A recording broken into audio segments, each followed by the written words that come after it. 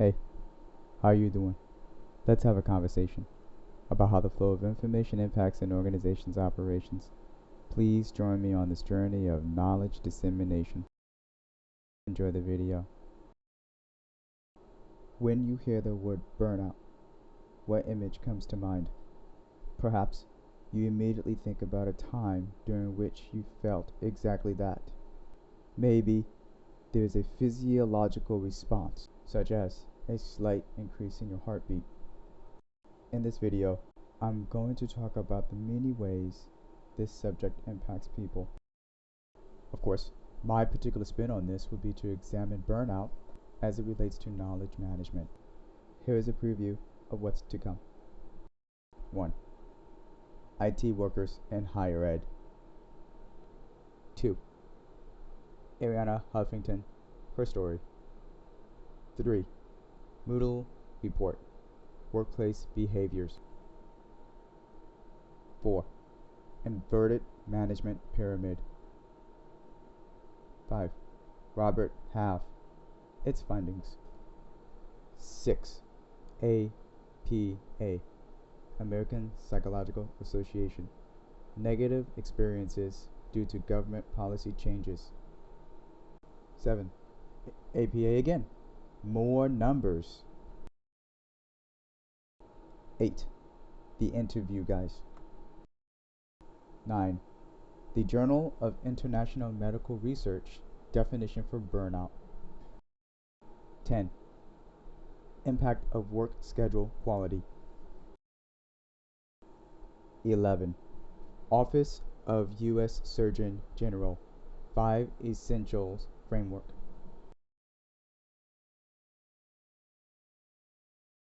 I'll begin with some sobering statistics from the College and University Professional Association for Human Resources. In September 2023, the association released a report about the retention rates for various types of workers within higher education. 2 findings caught my attention.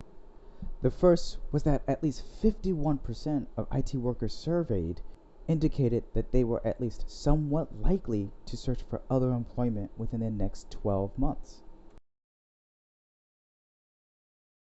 The second thing that caught my attention was that the top negative predictors were increased demands and overwork. This is fascinating because what it suggests is that there is a serious risk to operational continuity.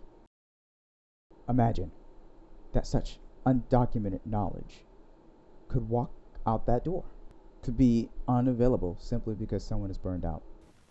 Consider the constituency affected when you are an IT worker in a higher education environment. Your job is to help students, faculty, and staff. Sure, sometimes information is located with a general internet search. Sometimes a person can be empowered to solve issues on their own. But there are a lot of times when context that only an IT staff member can provide is the right way to go. And so you can imagine a situation in where if that rich context is unavailable, maybe they are on vacation. Maybe the person with the knowledge has competing priorities. Maybe they are sick. Perhaps they left the organization. Sure, maybe once or twice, a person might say, okay, well, maybe I won't get my answer today. I'm patient, I'll wait. But suppose that happens over and over and over again. Well, now you have a really interesting situation where that faculty member or staff member or perhaps student begins to lose trust with or for the IT staff. And when that trust is lost, you've entered the world of shadow IT. Conveniently, I've got a video called Shadow IT. Feel free to check it out. I have 12 and a half years of experience working in such an environment. I know all too well the pain points and frustrations that can arise in that environment. I don't believe that technology alone will solve the problem. Yes, technology has a role, but what about the human component? What is happening in those environments where a person feels overworked? What is happening in those environments where a person feels, an IT worker feels that there's increased demand to the point where it's unrealistic or too much is being asked? And so you can ask the question, what is the best way for a team to spend its time? Does it make sense, due to attrition, to endlessly train new staff? Sure, you could do that, but that prevents the IT team from shifting to a different value proposition, in my view. Sure, IT teams could exist and remain only as operate and maintain. Nothing wrong with that. But if you have such rich contextual knowledge about an organization, it makes it that much more difficult for an IT team to exist as an integrated business partner. I believe that all IT teams, especially in higher education, but elsewhere too, can shift to a higher value add. If it really is a question about what is the best way for an IT team to spend its time, but in order to address that question, we have to confront the human-centric realities. From a financial standpoint, you can also think about it from a revenue-generating perspective. Sure, IT support itself does not directly relate to generating revenue, but you could make an argument that teaching is an activity that generates revenue. The customers are the paying students. The teachers are providing a service by teaching the material. If the IT team cannot sufficiently support the faculty member, and that faculty member is unable to adequately teach the materials to students, well, then you've got suffering all around. The IT team is frustrated because they are getting increased complaints. The faculty feel like they're no longer being supported. The students themselves, maybe they feel like they're getting a cheapened, a lower quality education because the faculty members fighting with technology instead of spending time discussing the material or engaging in some interesting discussion.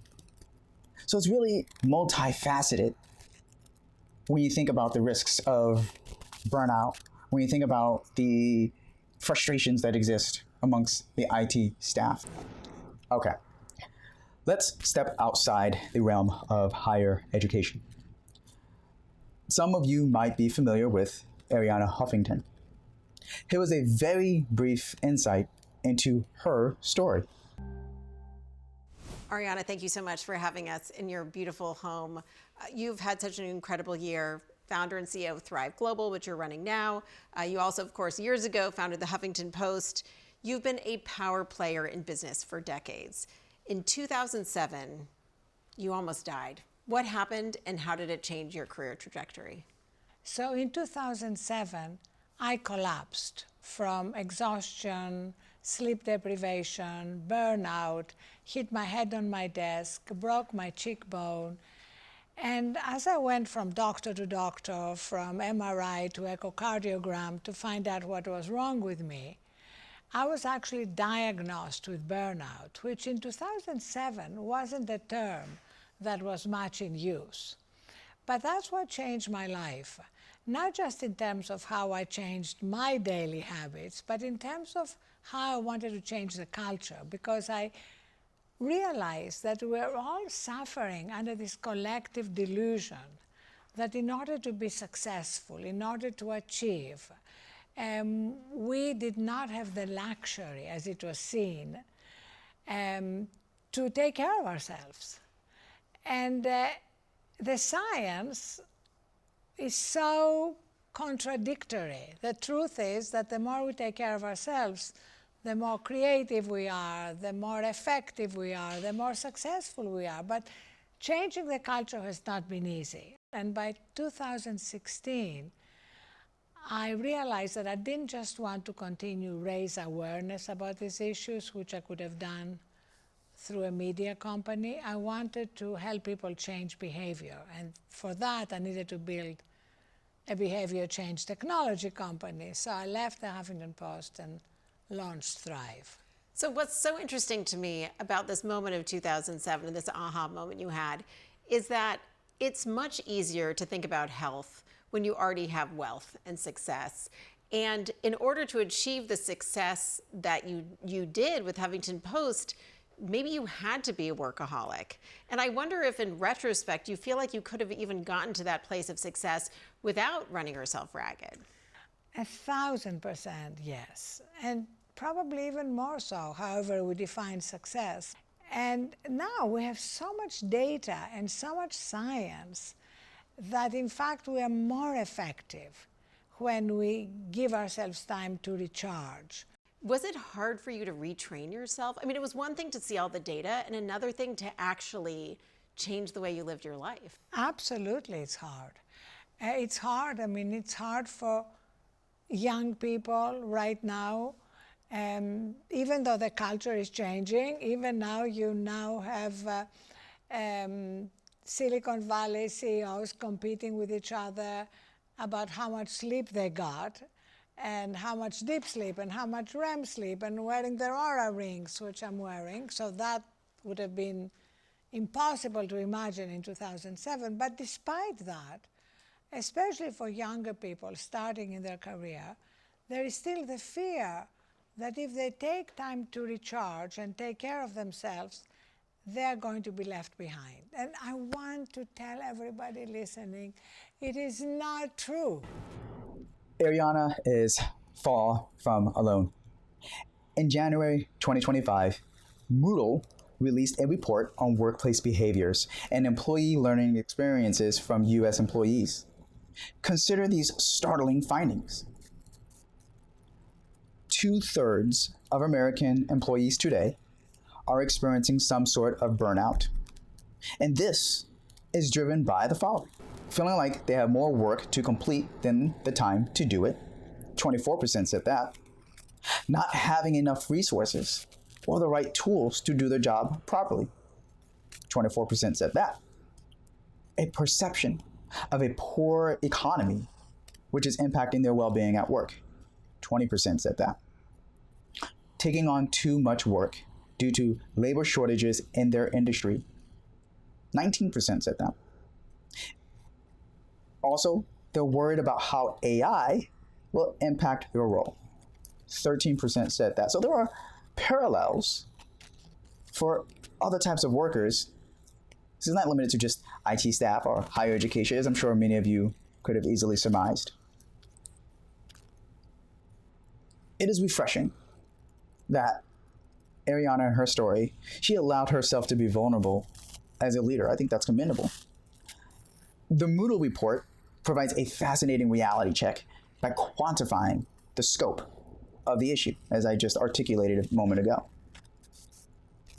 When I combined both Arianna's story with the Moodle report, I immediately think about an inverted pyramid that represents one type of management structure. Many of you might be familiar with the conventional pyramid, where you've got managers and executives at the top, and then the bottom of the pyramid are the frontline workers.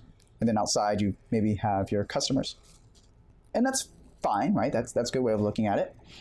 But what if you inverted it?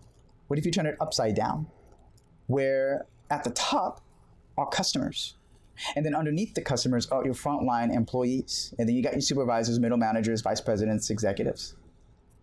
What might the benefit of inverting that pyramid be? Well, if you were to invert that pyramid, now you're looking at it and saying, okay, well, wait a minute here. We've got this itty bitty bottom somehow supporting this very large top. I think that's actually a good way, a healthy way of looking at an organizational structure, where the bottom of the pyramid, the executives, the management team, should be supporting the workers, should be supporting everyone down the line.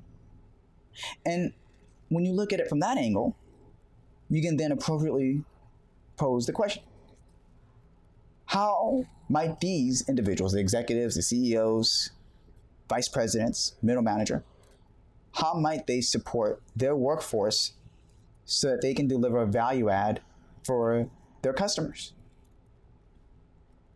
How might they provide resources? How might they create a culture that is conducive to the productivity they seek? And so, if your goal is to maximize shareholder wealth, by the way, keep note of that term, maximize shareholder wealth. That's going to be a recurring theme in this video. But if your goal is to maximize shareholder wealth, why not think about that inverted pyramid as you are trying to support your workforce to provide the value add that you're trying to provide? I mean, why do you exist as a company? You exist to ideally solve a problem, provide a service. So why not empower your workforce to do what they do best? Imagine what the experience might be for a person if they felt supported by the management team, if they had their confidence, if they felt that the management team had their back. Wouldn't that be amazing?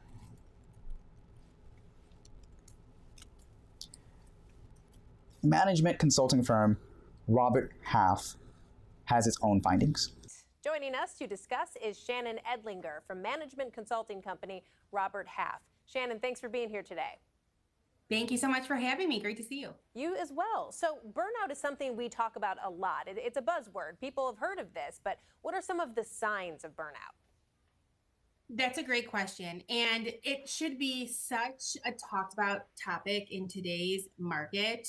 Some signs of burnout specific to workers are really heavy workloads. So it just causes stress. And what that does to a culture in the workplace, that can really matter. So we want to put work burnout at the forefront of workers' minds and managers' minds and owners' minds. So Robert Half did a survey, and we had workers rate their burnout from a scale of 1 to 10.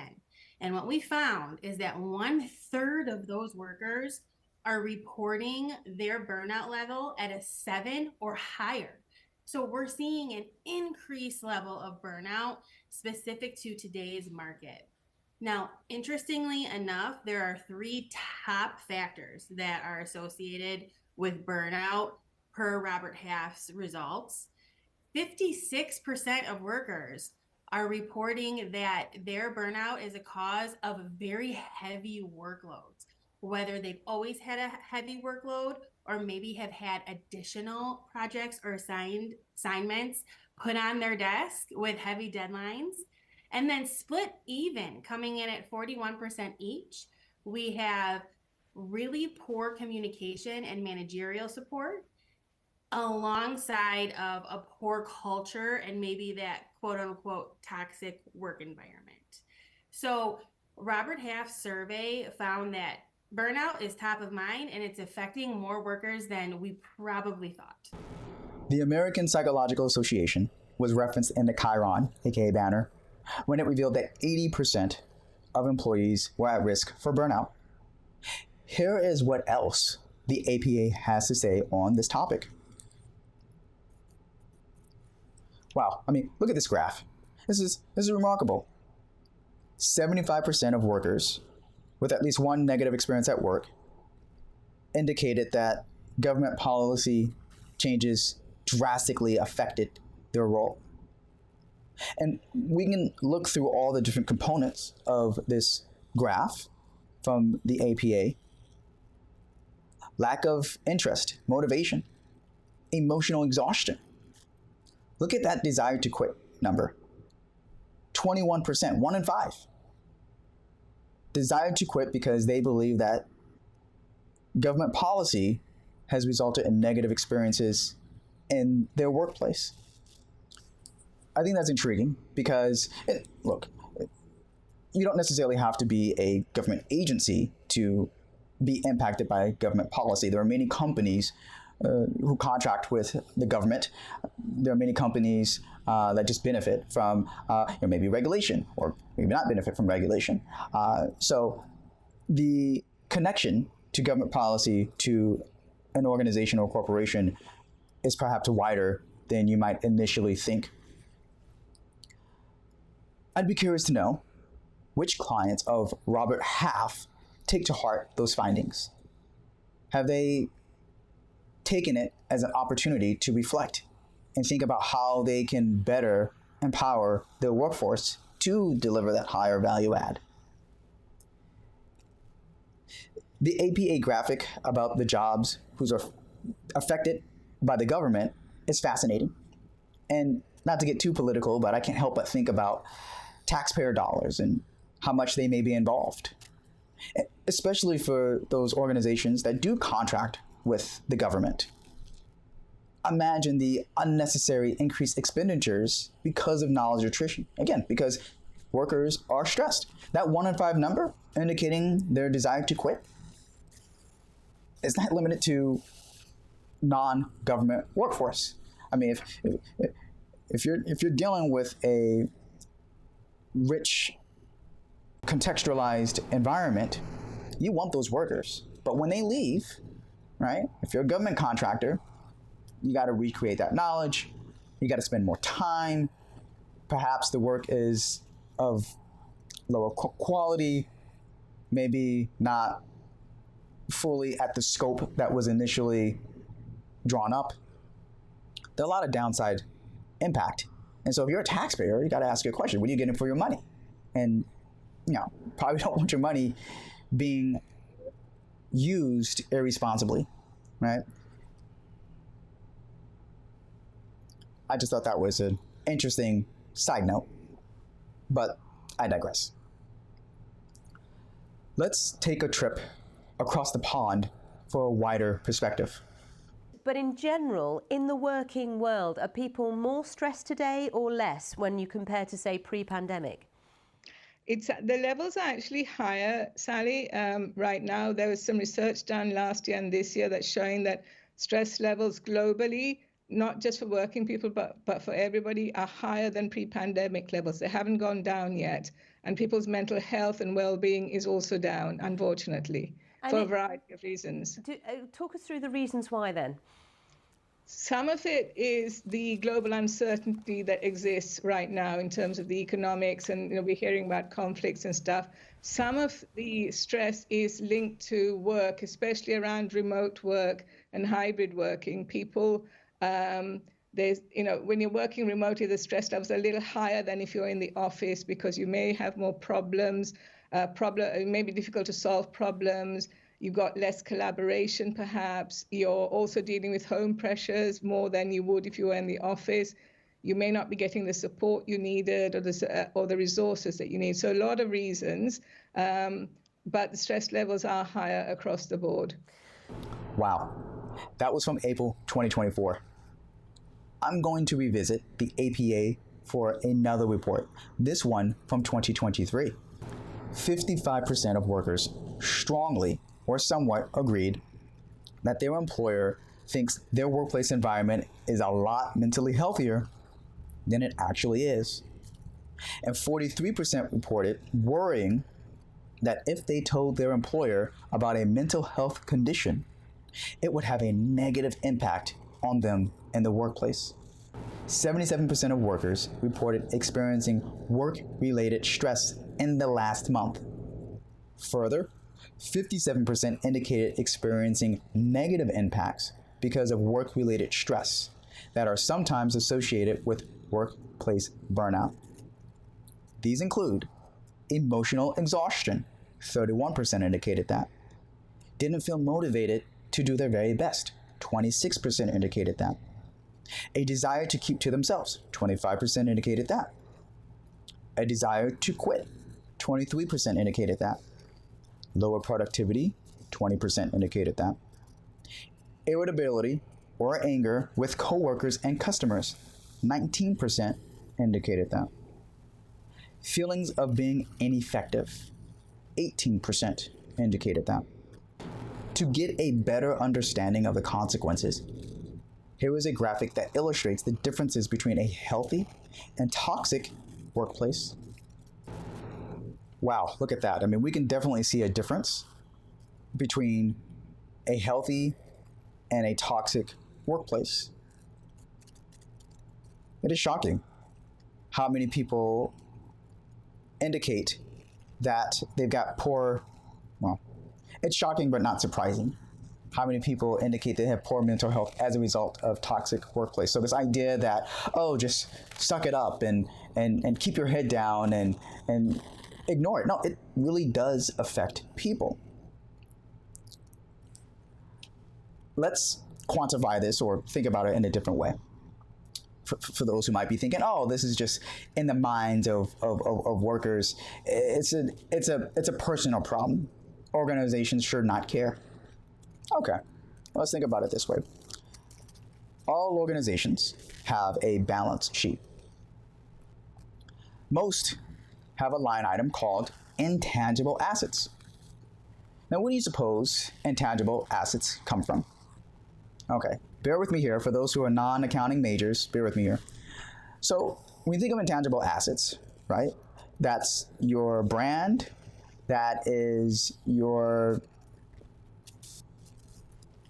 competitive advantage, it is your knowledge, it is your workers, it is what you know, your intellectual property, your intellectual capital. And what's interesting about knowledge and know-how and information and data is that it's got some value, but it can be very difficult to quantify. But that line item, intangible assets, there's also another line item called goodwill. That is a way to explain the difference between an organization's tangible book value, everything that's physical that it owns. If you were to liquidate today, right, maybe you sell your building, maybe you sell your equipment, perhaps you sell your inventory, but you can't really sell knowledge. I mean, if it's knowledge in the form of some service you sell, maybe, if it's like a patent, right? That's a little different. Maybe you could sell a patent. But let's just general knowledge, general workflows, relationship capital that your team may have with your clients or vendors. All of that are intangibles. And so when you have a stressed out workforce, there is a risk that that intangible asset, that intellectual capital is diminished, is walked out the door. But we have a challenge, because part of that knowledge, part of that intellectual capital is humans, is the labor cost. That's the other side of it. So when you look at an income statement and you look at the line items, you see the little SG&A services, general and administrative expenses. No, salary. You see SG&A is a salary, general and administrative, something like that. Nevertheless, labor cost are embedded in that operational expenditures. And so now you got a balance between operational expenditures and the value of your intangible assets. So when you're making decisions, labor decisions, hiring decisions, firing decisions, how do you know who to let go? That's a hard decision for anyone. It's perhaps a different video. One way to help understand where your knowledge resides is to perform what's called a knowledge audit. I have a video about a knowledge audit. Now, a knowledge audit is useful. It's really about understanding where your knowledge assets reside, what systems, what people, and then with a knowledge audit, you can develop a knowledge strategy. So again, we have a situation where this concept of knowledge management, where this concept of knowledge sharing goes far beyond academia. And we can see that by viewing the balance sheets, right, because of that intangible assets, and the income statement with the SG&A, the operational expenditures. We can see how it's reflected in the financials of an organization. So we can think about this another way. How does intentionally creating or deliberately being negligent about a toxic workplace maximize shareholder wealth? I warned you, remember that word again, or that phrase again? Shareholder wealth. We want to maximize shareholder wealth, maximize shareholder value. And so how do you maximize shareholder value if your intangible assets are declining in value? So it's a caution, right? Be careful about how you manage your workforce. Be careful about who you cut, who you let go. It may not always be obvious who has the most useful knowledge.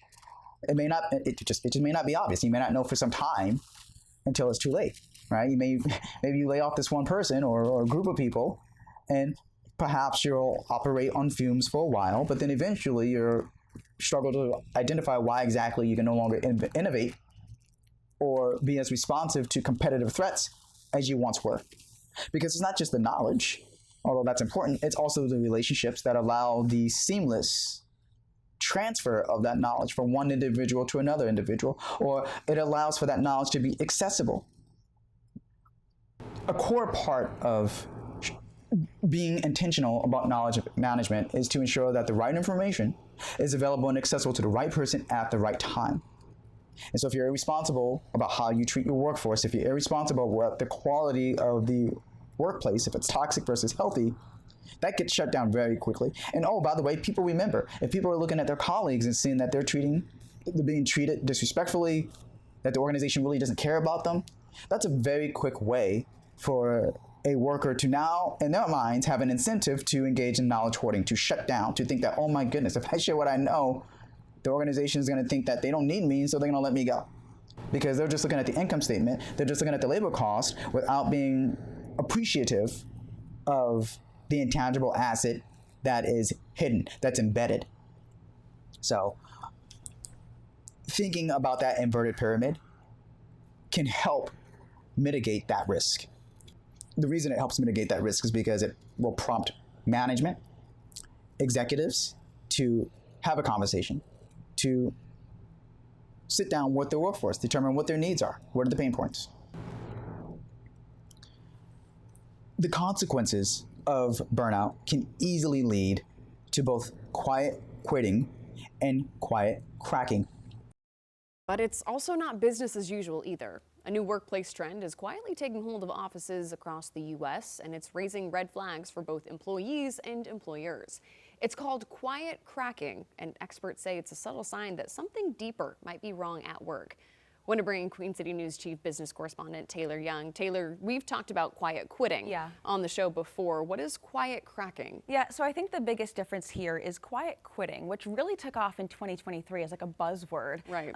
It's intentional, right? So you're showing up to work, you're kind of doing the bare minimum of what your job description is, and then you're going home. You're not really going above and beyond. It's a conscious decision and almost kind of a protest to a lack of work-life balance. Well, fast forward to today, quiet cracking, on the other hand, is an internal struggle. It's not a decision that you're making, so you're essentially showing up to work, you're doing your job to the best of your ability, but inside you are drained and you are miserable. And unfortunately, this state of mind might be a lot more common than you may think. So a new survey by Talent MLS, which is a company that helps organizations train employees, really highlights how widespread this has become. It found that more than a half of U.S. workers are experiencing some level of quiet cracking, and about 20% say they're experiencing it constantly. Another recent poll by Gallup found almost the exact same numbers, and researchers found this isn't just happening to one specific age group. It's entry level, mid-level, to even top executives. So these are people that are essentially meeting all of their deadlines, staying productive, but are mentally checked out and kind of dying inside, to put it quite frankly. So, and the reason why experts say that this is so alarming is because it's really invisible and hard to detect on the surface. It's a lot of pressure to carry around all the time. What are some of the long-term impacts that researchers are looking at? Yeah, so quiet cracking can only be endured for so long. So, you know, while unlike quiet quitting, it's not really impacting your performance, eventually that feeling of being drained is going to catch up to you. Experts say that could be maybe bringing less new ideas to the table, or calling out sick more often, or taking more PTO, not going the extra mile at work, which of course is all eventually going to impact kind of your productivity at the end of the day. As for a fix, that's also tricky, because again, this isn't just happening to your entry-level workers, which I do think when we talk about these buzzwords from the past, quiet quitting was really the younger crowd, the Gen Z, the millennials, but the fact that this is impacting entry-level managers, bosses, top executives, it's kind of hard to pinpoint a group and say, okay, this is happening in your office, this is how we fix it, when really it's everything. So experts do say that just recognizing that this is an issue is a start of a solution. Although all generations are affected, the differences that do exist are remarkable. The Interview Guys, a duo who focus on career strategy, suggests that burnout is occurring at an earlier age than ever before. You know that saying, the children are our future? Okay, good, nothing wrong with that. But what happens when those children become young adults? Do we no longer care about their well-being in the workforce? To be clear, I'm not suggesting that corporations replace the role of therapist, psychologist, or psychiatrist, but the workplace dynamics really do matter. And that does not come from a naive place of flowers and sunshine, though that I'm sure is nice. It comes from looking at the cold, hard numbers. So let's go back to the generational divide. Previously, the average American, 42 years old, they've experienced burnout, versus Gen Z and millennials are reporting that they're now are experiencing burnout at 25 years old. That's crazy. 17-year gap in peak burnout. So you say your children are your future. So is the younger workforce, right? They're going to be there. If they're there long enough, they go from wherever they entered, work their way up, or maybe they stay where they are. There's nothing wrong with that, but they will develop expertise. They'll be able to do things with greater precision and agility because of the knowledge that can only be gained by staying at that workplace. But you risk such rich contextual knowledge being developed in the first place if these people are no longer there, if they just leave. And when we think about the reasons cited for both Gen Z and Gen X for the burnout, it's not surprising. They're stressed out. It's high stress.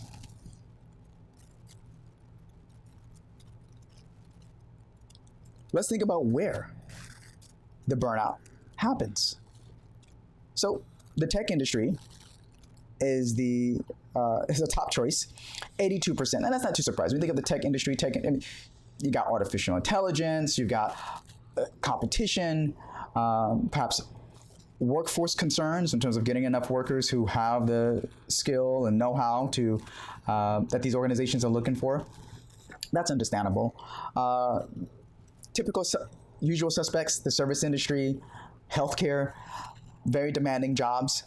But then tech in general, that's kind of like, maybe IT support or maybe departmental specific things. It's a lot more difficult to dismiss burnout when we begin to quantify the impact.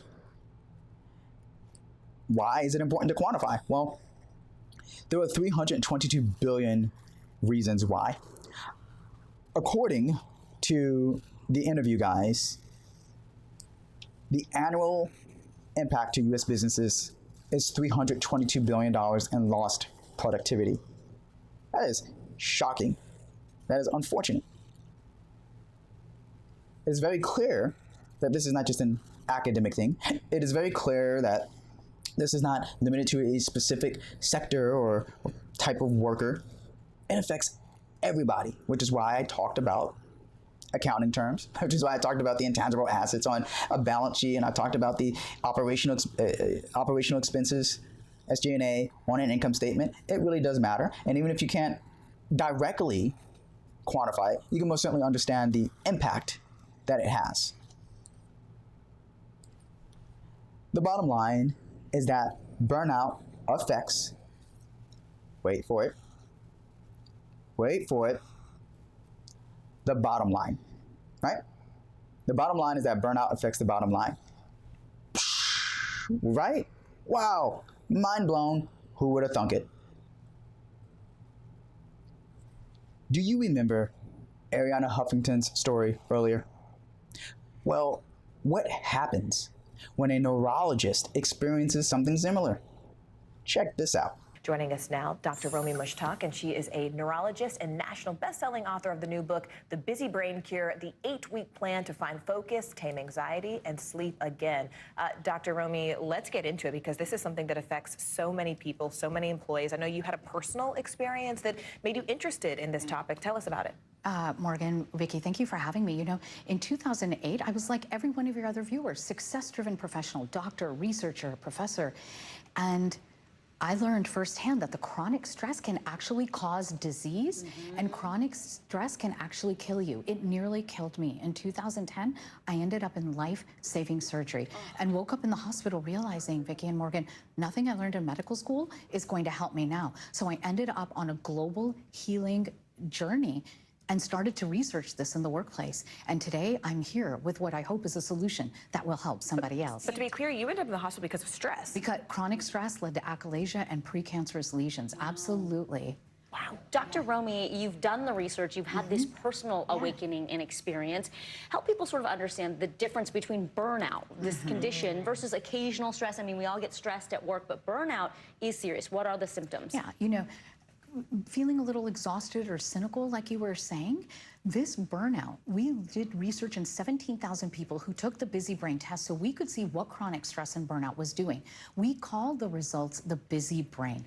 3 key symptoms that are happening to highly driven, successful professionals: adult onset attention deficit disorder, anxiety, and insomnia. Difficulty focusing, you can't sleep, and you're feeling anxious all day at work with multiple browsers, windows open on multiple screens and in your brain. We're looking at each other and we're like, overstimulation. Yes. Yeah, totally. I mean, but you know, you talk about a science-based approach to solving this. What are steps we can take? Absolutely. We call this the Brain Shift Protocol. It's an 8-week program that actually gets to the root cause of the neuroinflammation in the brain. Shift stands for 5 key areas we want to heal when you're burned out. S is your sleep or circadian rhythm. H is hormones. I, we want to heal the inflammation. F is for food, and T, the role of technology. Before you go, we've got like a little bit of time left. What are some things that, you know, your employers can do to help you? Yes, as a chief wellness officer at Great Wolf Resorts, we teach leaders that they have to walk the walk and talk the walk. Employees follow us and how we're setting boundaries, modeling empathy, and taking care of mental health care. We just can't assign an employee another wellness task and expect them to do it. It's why we created this 8-week protocol to say, do it as a team and have the leaders doing it alongside all of the employees. The Journal of International Medical Research provides a more in-depth definition for burnout. Okay, heads up, this is going to be long. Bear with me. Burnout is a psychological response to continuous intensive occupational demands and stressors, although not necessarily a response to the experience of a monotonous or boring occupation. In other words, burnout can develop irrespective of the nature of the occupation. In essence, burnout is an insufficient coping response to chronic stressors in the workplace, characterized by a state of profound mental exhaustion and physical fatigue as a consequence of depleted emotional and physical energy resources, cynicism manifesting as doubt in the purpose of the occupation or in the ethical values of an employer, and disengagement from some aspects of the work and reduced occupational efficacy are likely secondary psychological mechanisms that help to preserve remaining energy resources and to cope with persistent unresolved work-related chronic stress. I appreciate that ethical values of an employer have now entered the conversation. Many employers espouse values of team and collaboration and caring, but is that really the majority of the workforce? Is that the reality? Just like Dr. Romy Mushtaq suggests, leaders must lead by example. Right? They can't just talk about these things. They must actually show that they are following it themselves. Let's zero in to identify some approaches to managing the risk of burnout at the individual level. Well, a recent report from remote.com ranked countries with the best work-life balance. New Zealand, Ireland, and Belgium topped the list, but how about the U.S.?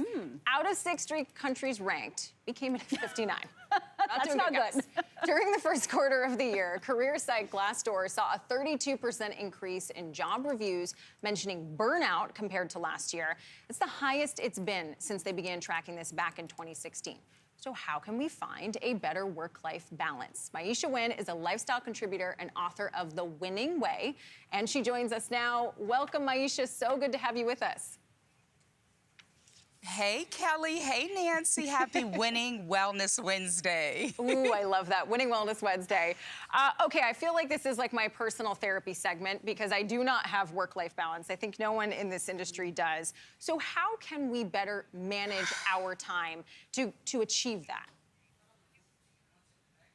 So we're taught that it's all about certain hours in the day, but it's time to switch our thinking where it's all about connecting with your energy. And so let's say that you wake up in the morning at 7 a.m. and you're in the office at 9 a.m. That's your high energy time when you're fresh and you're focused. So you want to make sure you're doing things like maybe setting up Zoom calls, to strategic planning, to creative writing. And then when you have less energy, maybe like 3 or 4 o'clock in the afternoon, that's when you do meditation and go for a walk around the corner or just sit at your desk and breathe. I think that's such great advice, especially in the that mid-afternoon slump. I feel it every single day. But Maisha, I also am curious, not all of us have flexible schedules. So what do you do in order to build in that time for yourself when you don't get to have a say as much in your structure of your day?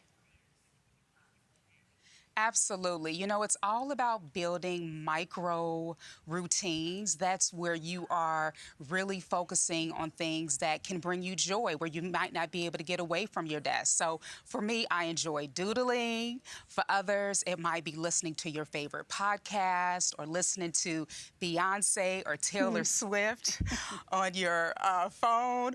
Or it might be as simple as just taking a breath. We take 24,000 breaths a day, and the average American is not connected to their breath work. Though, what signs are there that it might be time to reevaluate your relationship with your work? Yes, so your relationship with your work is really finding joy and gratitude in what you do, and then really tapping into your inner motivation. What motivates you when you get up in the morning?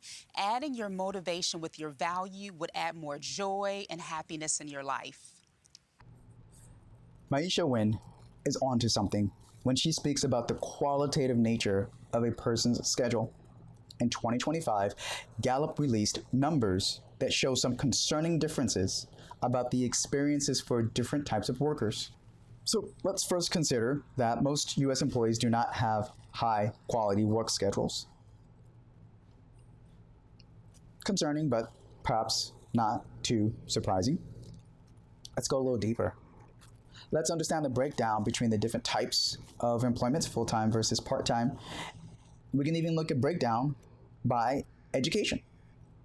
And so, again, some shocking but maybe not too surprising results where those with full-time employment statuses and those who have a higher education typically have a higher quality work schedule, where those who maybe don't have higher education or maybe are working part-time are not as high quality. Perhaps it's more random. The dynamics of knowledge flow still exist. Doesn't matter whether you're part-time, full-time, doesn't matter if you're a PhD or not even a high school graduate. You are a person, you're an individual, and surely there are things that a person knows that is unique to that job that may not be documented.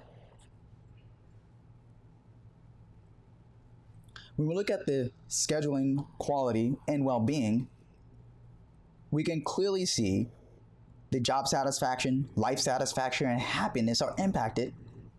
And the differences between low quality and high quality, well, the differences are there.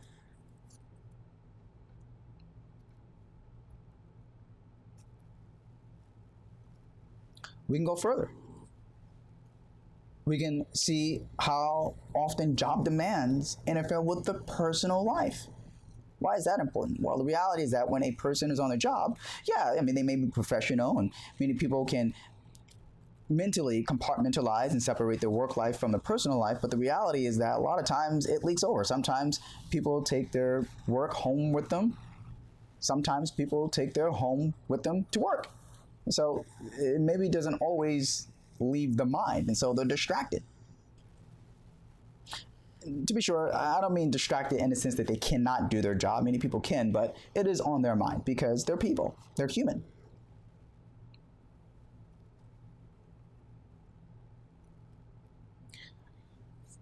I believe that the capacity to empathize would be very useful for any leader or management team. Again, going back to that inverted pyramid, if you're an executive, if you're a VP, perhaps your role should be, well, what can I do to support my team so that they can deliver a value add for our customers? And in so doing, by delivering that value add to customers, I'm maximizing shareholder wealth. I'm maximizing shareholder value because customers are going to return. They're going to keep buying our products and services. Leaders and managers do not have to allow the workers to navigate burnout alone.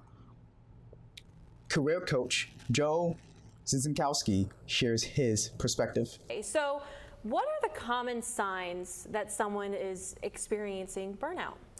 Yeah, it's definitely an issue we've seen more of, especially post-pandemic as we're kind of coming out of COVID. Some signs that you might be experiencing burnout is you might be a little spicier than usual. You know, you might be shorter tempered. Your patience might be running out a little bit quicker than it usually does. You might see that your workload is increasing because maybe you're not getting things done as quickly as you used to. And from an employer perspective, you might see that your employees are missing more deadlines. You're seeing more complaints to HR. So there's definitely signs on both sides that would lead you to believe that burnout's happening. We're seeing that line of, you know, pre-COVID and post-COVID now, and 10 to 15% more people say they're actually burning out quicker than before the pandemic. Yeah, I think it's just because we're always on. You know, we're always accessible.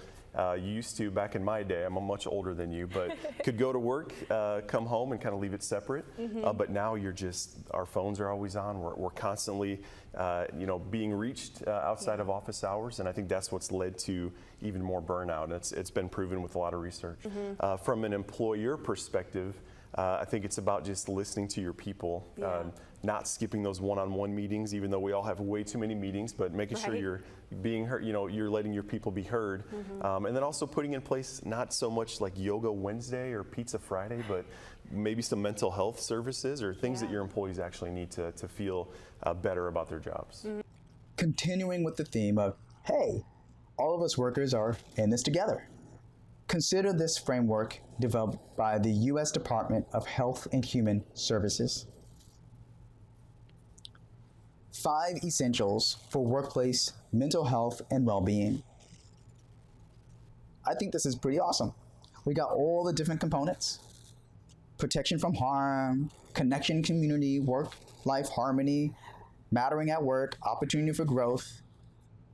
Again, it's very easy to look at this as just fluffy stuff, academic stuff, unimportant stuff, completely outside the scope of an organization. Well, if an organization or a department can function only with machines, only with technology, then maybe the 5 essentials framework, maybe that's irrelevant. Maybe you really don't need that.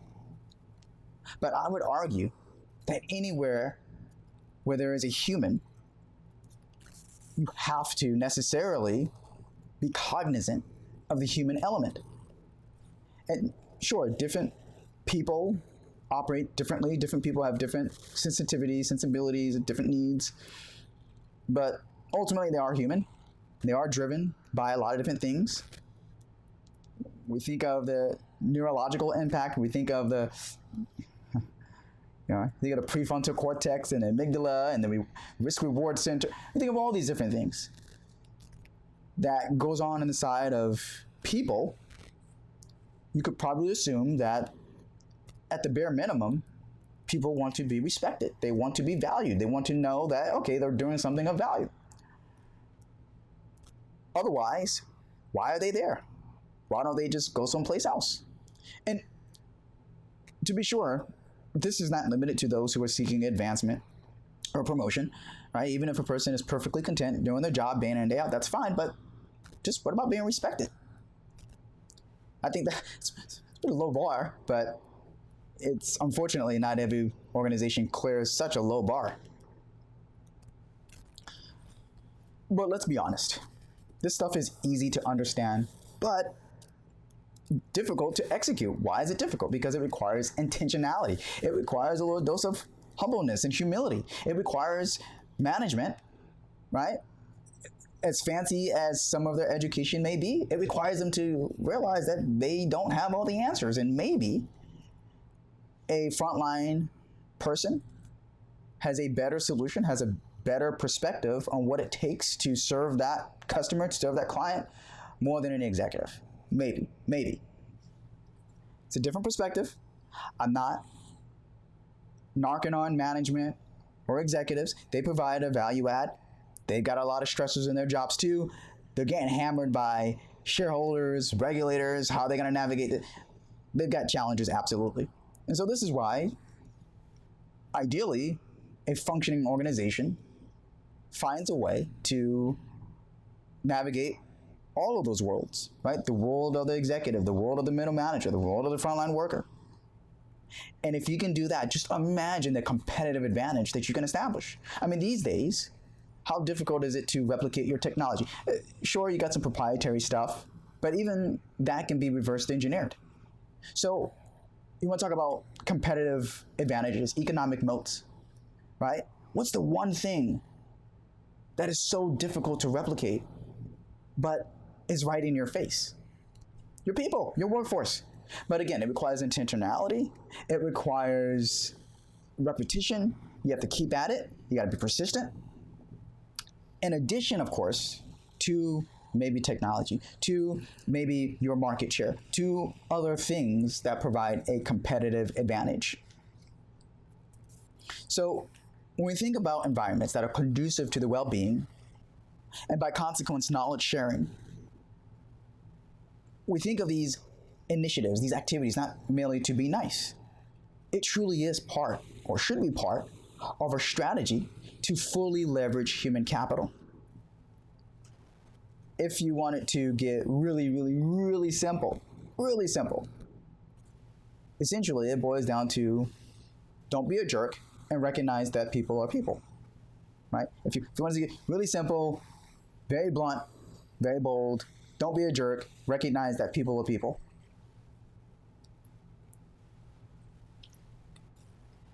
The one thing that should be taken away from this video is that tapping into the knowledge of your workforce actually requires being human in a manner that cannot be replicated by AI or other technologies. Yes, there are advances in AI, there are advances in technologies. They can do a lot of different things. They're really great at sifting through voluminous amounts of data.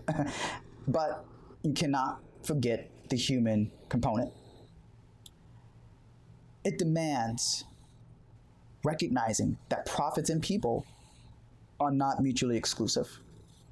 It requires respectfully talking with people to understand their needs so that they can do their jobs in the best way that benefits the organization. Just my view, just my thoughts. Okay, I'm stepping down from my soapbox, and I will now invite you into the conversation. Please comment, subscribe, like, let me know what you think. I love to hear other perspectives because knowledge is for everyone. Thank you.